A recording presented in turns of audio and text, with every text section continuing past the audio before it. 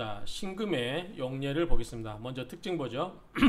자, 신금은 음금이죠. 당연히 양금은 경금이고요. 지지의 유금과 같다. 앞에서 했죠.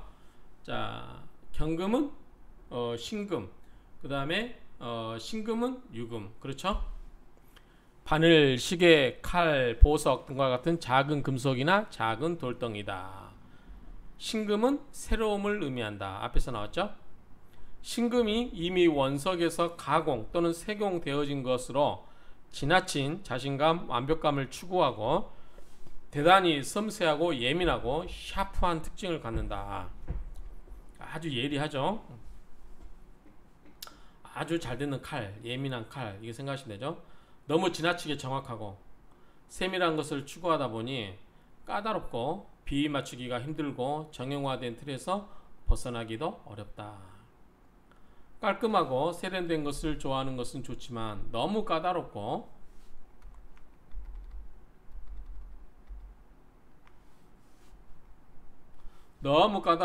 완벽함을 추구하다 보니 적을 만들기가 쉽다. 그렇죠? 깔끔하고 세련된 것을 좋아하는 것은 너무 좋아하는 것은 좋지만 너무 까다롭고 완벽함을 추구하다 보니 적을 만들기가 쉽다. 따라서 융통성을 발휘할 수 있어야 환영을 받는다. 금은 보석, 다이아몬드, 장식, 액세서리, 시계, 트로피, 컴퓨터, 반도체, 칩, 소형 가전제품, 크리스탈, 유리그릇, 종교적인 도구, 향로, 술잔 등이 신금에 담긴다. 이미 가공되어진 뭔가 가치 있는 거, 이렇게 생각하시면 되죠. 경금은 가공되어지기 전 원석의 단계다. 이렇게 생각하시면 되겠죠. 자, 금은 가공되어졌죠. 보석도 가공되어졌죠. 다이아몬드도 가공되어졌고요. 장식, 액세서리도 됐고, 시계, 트로피, 이것도 뭔가 값어치 있는 걸로 바뀌었죠. 트로피도 신금으로 봅니까? 트로피. 컴퓨터 반도체 칩, 이것도 신금으로 보고요. 소형 가전제품, 반도체 칩 같은 경우는 굉장히 예민한 거죠. 그 다음에 소형 가전제품, 조그마한 가전제품도 신금으로 보네요. 그 다음에 크리스탈, 유리그릇, 종교적인 도구로서 향로나 이 술잔들, 이런 것도 신금에 해당된다. 좀 우리가 보통 많이 하는 거는 뭐 금은 보석, 다이아몬드 이런 거 정도 알겠죠? 이 정도는 이미 뭔가 원석에서 다듬어진 귀금속, 그렇죠? 이런 거 보는데, 이제 새로 오는 게 이 장식이라든가 액세서리, 시계, 트로피, 그 다음에 반도체 칩, 소형 가전제품, 크리스탈이나 유리그릇, 종교적인 도구로서 향로나 술잔 등도 신금에 해당된다. 참고하시면 좋을 것 같습니다. 자, 신금은 신약, 신강을 가리지 않는다. 약간 신약한 듯한 것이 더 좋다. 경금은 큰 원석이잖아요. 큰 칼이잖아요. 큰 도끼니까 뭐예요? 힘이 세야죠. 근데 신금은 정밀하고 디테일하고 정교한 것이지 그 자체가 막 힘을 의미하고 그러진 않죠. 예컨대 칼도 예민하고 정확하게 잘라야 되는, 아주 섬세하게 잘라야 되는 거. 그 다음에 다이아몬드 가공 같은 거, 반지 같은 거 가공 엄청 섬세하게 자그맣게 돼 있잖아요. 이런 정도인 거지 막 이게 그 덩치 크고 막 그 뭐죠, 가공되지 않는 투박한 그런 게 아니라는 거죠. 뭔가 정밀한 것은 우리가 신금으로 보면 된다, 그렇죠. 그래서 정밀한 게 대표적인 게 뭐죠? 이 반도체 칩, 그렇잖아요. 소형 가전제품도 정밀해야 되겠죠. 조그마한 거니까. 그 다음에 종교적인 도구, 향로, 술잔도 신금으로 봅니까? 이거는 그냥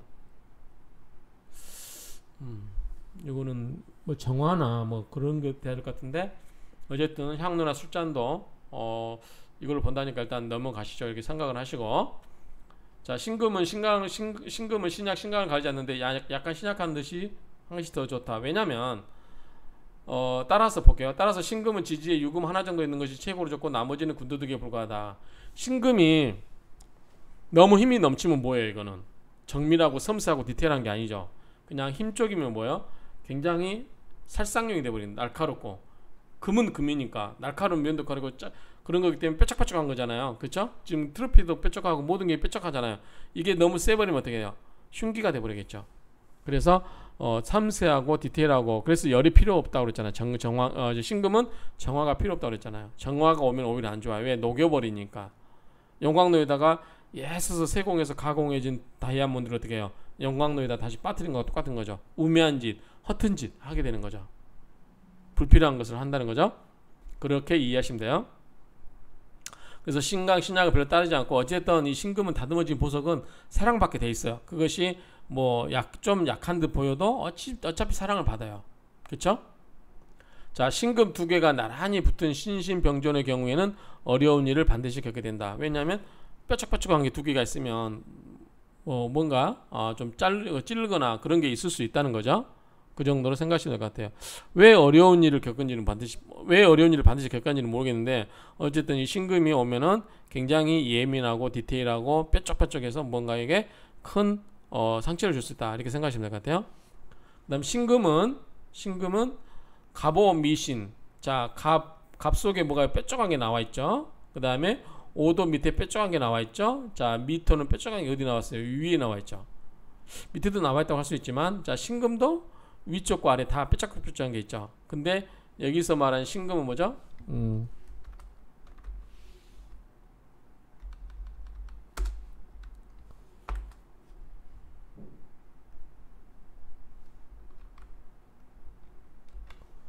여기서 말하는 신금도 위에 뾰족한 게 있고 밑에도 뾰족한 게 있죠. 뭔가 밑에가 있거나 위에가 있거나 또 양쪽이 다 있거나 뾰족뾰족한 게 나와 있죠. 이걸 뭐라고 하다?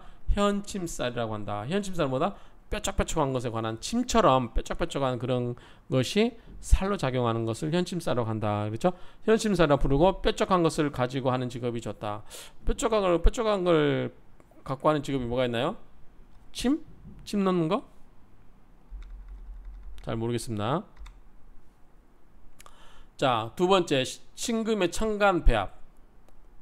신금은 이미 재련된 세공된 금은 신금은 이미 재련되어 세공된 금은 보석이기 때문에 다시 용광로가 필요하다, 필요하지 않다? 필요하지 않다. 그래서 정화는 필요하지 않다. 그래서 신금 입장에서 정화는 좋지가 않아요. 그 대신 뭐가 좋아요? 같은 화지만 정화는 뭐를 가지는 거라고 했죠? 열을 갖고 있는 거기 때문에, 열이 있다 보니까 다이아몬드나 뭐 귀금속, 금 이런 게 뭐예요? 열이 가까이 오면 어떻게 돼요? 녹아버리죠? 그런 것처럼 좋지 않고, 그 대신 이 다이아몬드나 이런 거 뭐예요? 반짝반짝 빛나게 하려면 뭐가 있어야 돼요? 햇빛이 있어야 되겠죠. 그래서 햇빛을 나게 해주는 게 뭐죠? 병화죠. 그러니까 이 신금에게는 같은 화가 있지만 병화는 반짝반짝 빛나게 하는 빛을 내기 때문에 좋은 거고, 정화는 열을 내기 때문에 이미 다듬어진 보석은 다시 가공할 필요가 없기 때문에 정화가 불필요해서 정화는 좋지 않다. 그렇죠? 그리고 이 경금은 뭐라고 했어요? 앞에서 경금은 뭐가 필요하다? 정화가 필요하다. 용광로가 필요하다. 그렇죠? 그 다음에 신금은 자기의 진가가 발휘되지 못하게 되는 땅속에 묻힐 것을 가장거린다. 자, 신금은 다이아몬드나 이런 것처럼 조그마한 기주종품이에요. 조그마한 기중품. 자, 이거를 우리가 산에 가서 잊어버리면, 산은 뭐라고 했지? 무토라고 했잖아. 산에 가서 잊어버리면 찾기가 쉽습니까? 어렵습니까? 어렵죠. 그리고 이제 뭐냐면 토다금매. 토가 많으면, 자, 토가 많다는 것은 산처럼 그냥 토가 많은 걸로 예를 든 거예요. 우리가 산에 가서 귀금속을 잊어버리면 굉장히 찾기가 힘들다. 예컨대 방에서 찾는 건 쉽겠죠? 어떤 제한된 부분에서. 근데 산에서 찾는 것은 굉장히 어렵다. 물론 바로 뜯어진 걸 알면 모르겠지만, 일반적으로 우리가 한참 지나고 나서 내 다이아반지가 없어졌어, 이렇게 할 수도 있잖아요. 그럴 경우는 다시 찾기가 힘들다, 이런 말입니다. 그래서 신금은 또 자기 진가가 바르지 못하게 되는 땅속에 묻힌 것을 가장거리고, 또 열을 주어서 변형시킬 수 있는 열을 싫어한다. 그게 뭐다? 정화다, 그 말이죠. 자, 토다금매. 땅속에 토가 많아서 금이 묻히는 거 뭐라고 했죠? 토다금매. 그걸 싫어한다. 그 다음에 정화가 와서 변형시키는 거 싫어한다. 뭐다? 신금이다. 그죠? 자, 신금은 임수. 자, 임수를 좋아하고, 병화도 좋아하고, 반짝반짝하니까 간목도 좋아하죠. 이제 간목이 좋아하긴 한데, 간목은 뭐예요? 큰 나무죠. 신금 입장에서는 보면은 큰 재물이긴 한데, 내가 이 신금을 가지고 간목을 어떻게 긁어서 자를 수 있어요? 여러분들 다이아몬드로 큰 이만한 나무를 이게 이 다이아몬드로 잘라서 이 나무를 벨 수 있을까요? 힘들겠죠. 자, 큰 재물이 나한테 와 있긴 해요. 신금 입장에서 보면 간목은 나에게 재물이잖아요.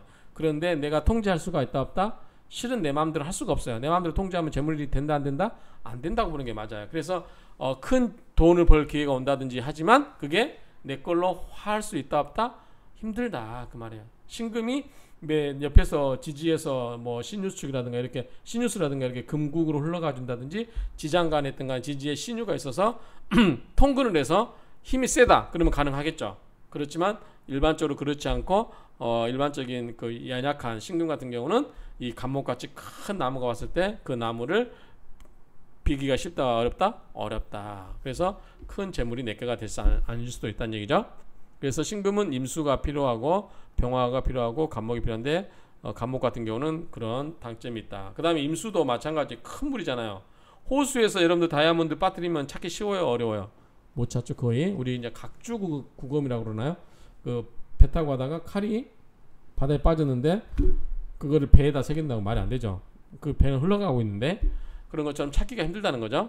그래서 신금은 임수도 별로 안 좋아할 것 같은데 일단 여기 좋아한다고 해놨습니다. 자, 무토는 안 좋다. 왜 안 좋죠?